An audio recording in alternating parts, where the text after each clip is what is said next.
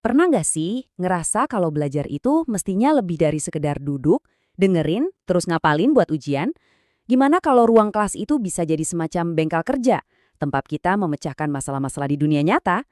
Nah, kali ini kita bakal bedah sebuah metode belajar yang persis kayak gitu. Pembelajaran berbasis proyek. Pertanyaan ini nih yang jadi inti dari semua obrolan kita. Selama ini kan kita kayaknya udah terlalu nyaman ya sama satu model pendidikan aja. Tapi coba deh pikirin, di dunia yang lari kencang kayak sekarang, apa model lama itu masih cukup? Yuk kita gali lebih dalam lagi. Oke, kita mulai dari akarnya dulu ya. Jadi, masalah utamanya itu ada di gap.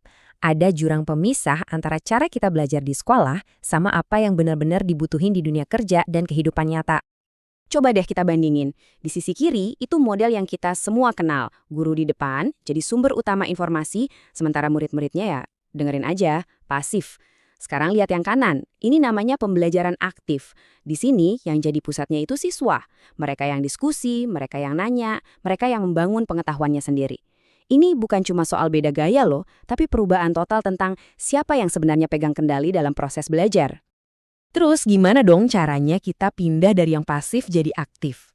Nah, jawabannya ada di sebuah model yang benar-benar ngebalikin logika kelas tradisional. Ini dia solusinya, pembelajaran berbasis proyek atau biasa disingkat PJBL. Satu hal yang penting banget, ini bukan sekedar bikin prakarya atau kerajinan tangan ya. PJBL itu sebuah kerangka belajar di mana siswa dapat ilmu justru dengan cara ngerjain sesuatu yang relevan. Mereka dikasih masalah beneran, terus ditantang buat bikin solusinya. Peran guru di sini juga berubah total, dari yang tadinya pemberi materi, jadi fasilitator yang ngebimbing proses penemuan mereka. Ada 4 tiang utama di model ini. Pertama, semuanya harus berawal dari masalah di dunia nyata. Kedua, prosesnya fokus ke proyek atau produk akhir.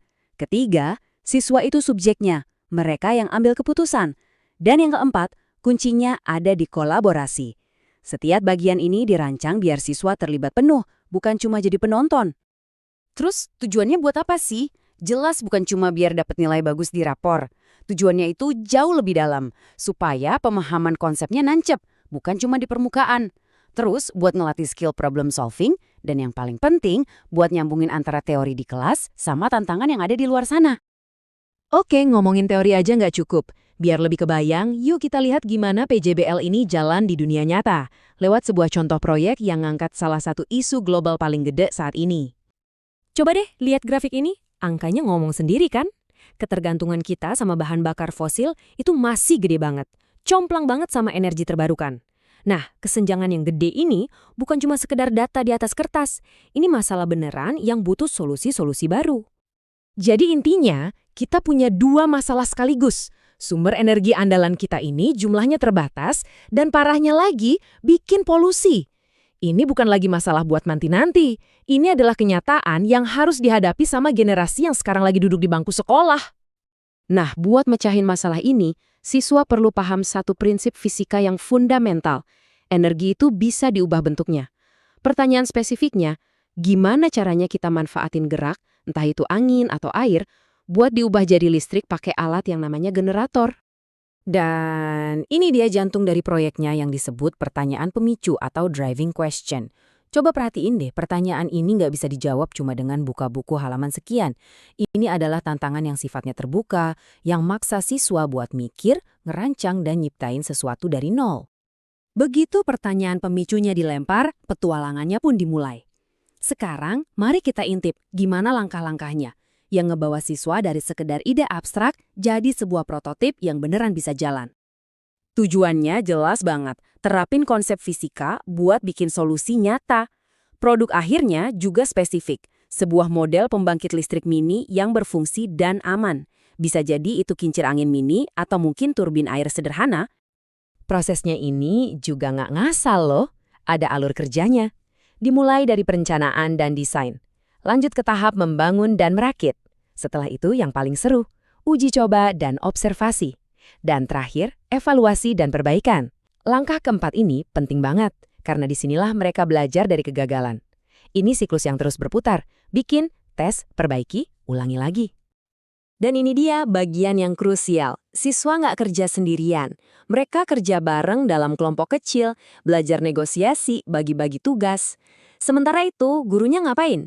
Gurunya keliling, jadi mentor, nanya-nanya yang mancing pemikiran kritis, dan memfasilitasi diskusi, bukan lagi berdiri di depan kelas sambil ceramah.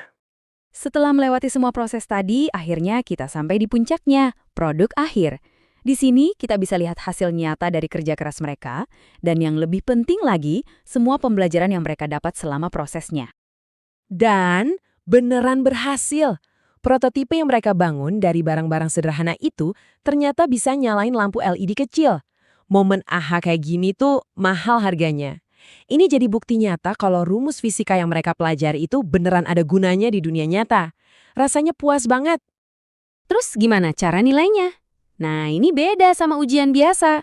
Penilaiannya itu holistik, alias menyeluruh. Yang dilihat bukan cuma produknya jadi atau enggak, tapi juga seberapa dalam pemahaman konsep mereka, gimana proses kerja timnya, sekreatif apa desainnya, dan yang nggak kalah penting, seberapa bagus mereka kerjasama dan berkomunikasi satu sama lain. Kutipan dari salah satu siswa ini rasanya ngerangkum semuanya ya. Pada akhirnya yang paling berharga itu bukan cuma ilmu tentang energi, tapi pengalaman langsung bekerja dalam tim untuk memecahkan masalah yang beneran ada. Itu ilmu yang bakal nempel seumur hidup. Oke, sekarang coba kita tarik mundur sedikit dan lihat gambaran besarnya. Apa sih dampak jangka panjang dari model pendidikan kayak gini? Ini tuh lebih dari sekedar proyek sains. Ini tentang membangun fondasi skill yang paling penting buat hidup. Ini dia inti dari segalanya. Turbin atau kincir angin itu cuma alatnya. Produk yang sebenarnya, yang bakal mereka bawa kemanapun mereka pergi, adalah keterampilan yang terasah selama proses pembuatannya. Keterampilan-keterampilan ini sering banget disebut sebagai keterampilan abad ke-21 atau 4C. Kemampuan buat berpikir kritis, kreativitas dalam mencari solusi, komunikasi buat menyampaikan ide, dan kolaborasi buat mewujudkan ide itu bareng-bareng. 4 hal inilah yang jadi modal utama buat sukses di masa depan. Jadi pada akhirnya, tujuan pendidikan semacam ini bukan untuk ngasih semua jawaban, tapi untuk kebentuk pola pikir seorang pemecah masalah. Dan ini ngebawa kita ke satu pertanyaan terakhir yang paling penting, yang saya tujukan buat Anda, dengan bekal seperti ini, masalah apa yang akan kamu pecahkan selanjutnya?